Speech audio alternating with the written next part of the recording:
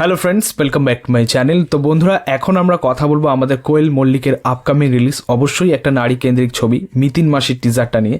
মিতিন একটি খুনির সন্ধানে ছবির নাম, এবং তোমরা হয়তো জানো যে এটা মিতিন মাসি ফ্র্যাঞ্চাইজির এটা থার্ড ইনস্টলমেন্ট, ঠিক আছে। এবং সুরিন্দর ফিল্মস থেকে আসছে আর কি, তাদেরই প্রোডাকশন হাউস।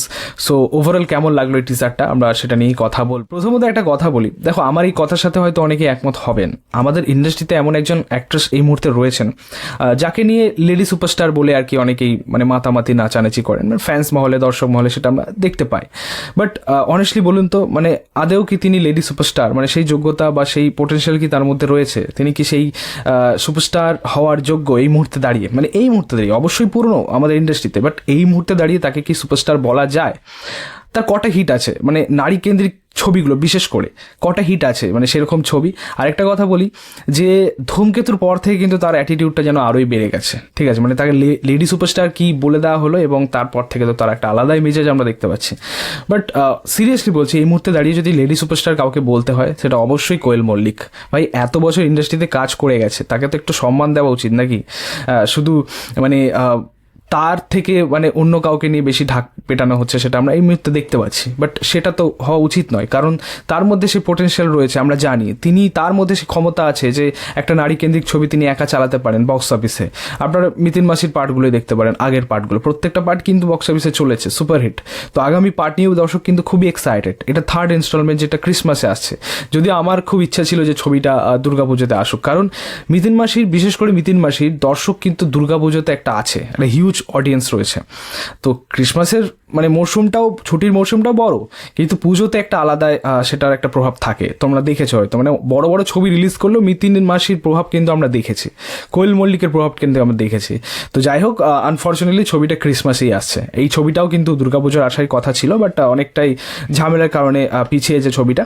তো ক্রিসমাসে আসছে ছবিটা। আর আমাদের দেবদার ছবি প্রজাপতি 2 এবং উইন্ডোজ প্রোডাকশন হাউসের ছবিটা আছে, তার সাথে ক্ল্যাশে যাচ্ছে। সো আলটিমেটলি ছবিটা কেমন ওয়ার্ক করে, কেমন পারফর্ম করে বক্স অফিসে, সেটা হচ্ছে দেখার।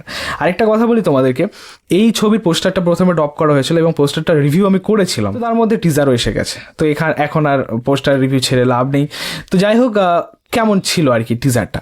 দেখো, আমার কিন্তু টিজারটা দারুণ লেগেছে, অবশ্যই দারুণ লেগেছে। এবং আমাদের কোয়েল মল্লিক, আমাদের কোয়েল দিকে ভাই এরকম অ্যাগ্রেসিভ ভাব, এরকম তার এক্সপ্রেশন, ভাই সিরিয়াসলি আউটস্ট্যান্ডিং। আমার তো মনে হয় থার্ড ইনস্টলমেন্টটাই মানুষ সব থেকে বেশি মনে রাখবে, এবং এটা ব্লকবাস্টার হতে চলেছে, এমন একটা কাজ দেখতে পাচ্ছি।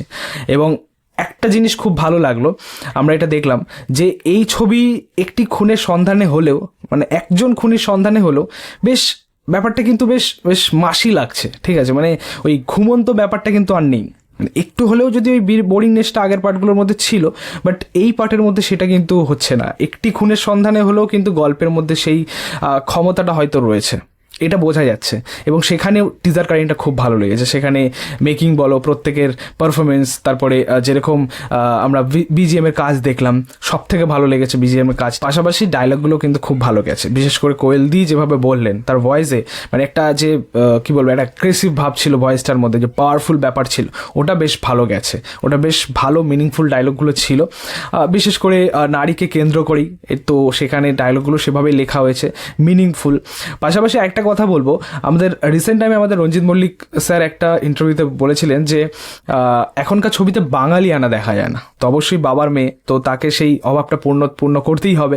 তো এই ছবির মধ্যে সেই বাঙালি আনা কিন্তু রয়েছে। পোস্টারটা যখন ড্রপ করেছে, পোস্টারটার মধ্যে তোমরা দেখে নিয়েছো শাড়ি পরে বন্দুক হাতে। তো এরকম পোস্টার কত আসে আমাদের ইন্ডাস্ট্রিতে, ঠিক আছে। তো অবশ্যই এদিক থেকে বলবো যে she is the only one. আমার মনে হয় অন্যদের থেকে ফার বেটার, এবং তার হেটার সংখ্যা খুবই কম, তোমরা জানো, নেই বললেই চলে।